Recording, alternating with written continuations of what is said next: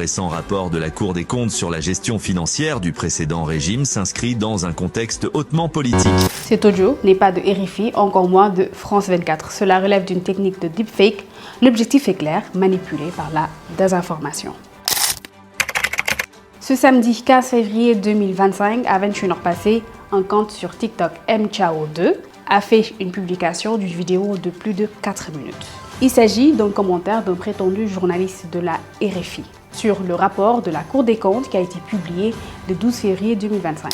Ce dernier indique que le rapport relève d'une grande manipulation politique. Sur la vidéo, il est écrit « Écoutons la RFI, 10 mois de manipulation d'un gouvernement d'accusation » avec les logos de Radio France Internationale et de France 24. La vidéo a fait le tour sur WhatsApp avec beaucoup de partages sur des groupes et sur TikTok également avec plus de 1000 partages.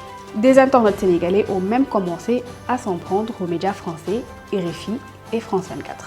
Alerté, Solecek a décidé de démêler le vrai du faux. À y voir de plus près, l'audio ne renseigne ni sur la date ni sur le nom du journaliste. Nous avons attentivement écouté cet audio pour tenter une reconnaissance audio. Chose presque impossible puisque la voix qui parle semble ne pas être très précise.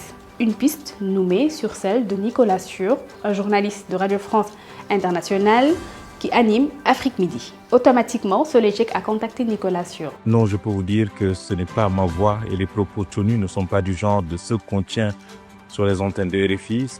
Nous avons contacté Mounia Daoudi, adjointe au directeur chargé de l'information Afrique. Elle nous a indiqué que cette vidéo ne peut en aucun cas être attribuée à RFI et que la voix ne lui était même pas familière au sein de la rédaction de RFI. En plus, l'habillage musical qui accompagne cette vidéo ne rappelle pas du tout les habillages de RFI. Nous avons par la suite analysé attentivement la vidéo. Il apparaît nettement que la voix est saccadée. Il s'agit d'une technique de deepfake faite avec l'intelligence artificielle.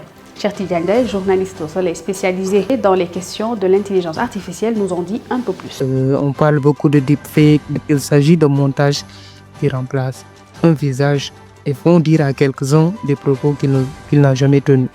Mais il existe des deepfakes audio et textuels qui sont tout aussi dangereux et plus difficiles à détecter.